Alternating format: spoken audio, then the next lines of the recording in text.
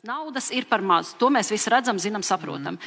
Kopumā mums valstī budžetā naudas ir vēl mazāk nekā kaimiņu valstīm.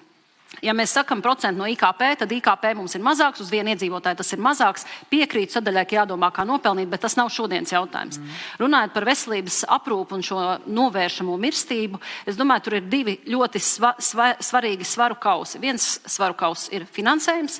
Es uzskatu, ka šobrīd ir ļoti daudz iespēju mazināt šķēršļus, kas faktiski liedz piekļūt kvalitatīvai medicīnai un medikamentiem cilvēkiem, kas atšķirās pēc, kā teica Nians, pēc ģenētikas diagnozes vai pēc tā, ka viņš ir pirmajā līnijā vai otrajā līnijā, vai viņam kaut kas ne tā atšķirās. Ka viņš nesaņem ārstēšanu visefektīvākajā brīdī, un valsts pēc tam ilgtermiņā pārmaksā. Varētu teikt, tas ir tas stāsts par pieejamību. Tātad jānoņem šķēršļi, ka birokrātiskie nosacījumi neļauj piekļūt. Ārsts pieņem lēmumu. Neteikšu, ka viens koncīlijs vai kā, bet lielāka uzticēšanās ārstējušiem ārstiem. Nevis mums reglaments nosaka, ko var dabūt, kuru medikamentu, kur nevar. Otrs, tas, ka mums ir ļoti daudz izvērtētu medikamentu, bet nav iekļauts sarakstā. Es apzinos, kāpēc. Tāpēc, ka tikko viņus iekļaus, tā visi viņus gribēs. Naudas nav. Es uzskatu, ka šajā gadījumā ir jāiekļauj visi, kas ir izvērtēti un efektīvi. Un tā šķirošana notiek pēc būtības un ar atbildību, nevis tāpēc, ka neiekļausim sarakstā, jo nav naudas.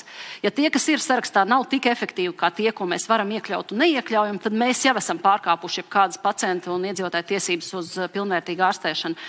Un nosacījums par to finansējumu, es piekrītu tai sadaļai, ka mums finansējums tiek dalīts politiski pirms katra budžeta, un tas ir nepareizi. Ja valsts saka, ka mēs garantējam veselības aprūpi, ka mēs visi esam veselībā apdrošināti, tas ir tas virssauklis. Tad valstī ir jāstrādā kā apdrošinātājam. Jāmācās šoreiz no privātā sektora, jāvērtē procesu efektivitāte, caurspīdība. Es varu teikt, ka šobrīd nav skaidrības vēl aizvien, cik kurš reizes ir saņēmis kādu diagnostiku, kādas izmeklējumus, kādu ārstniecību.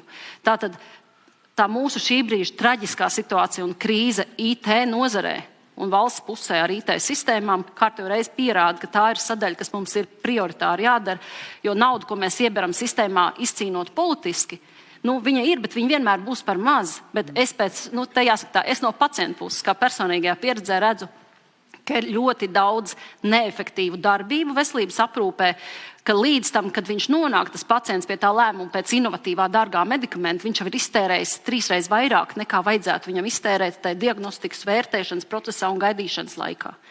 Un līdz ar to faktiski jāuztver arī veselība, nevis kā tēriņš, kā finanšu ministrija to vienmēr uzsvērus, bet kā ieguldījums, un tā tad jādala tie svarkaus 2 daļās. Viens ir tas neatliekamais risinājums, un otrs ir sistēmas pārmaiņas efektīvāk, paredzamāk, taisnīgāk un caurspīdīgāk.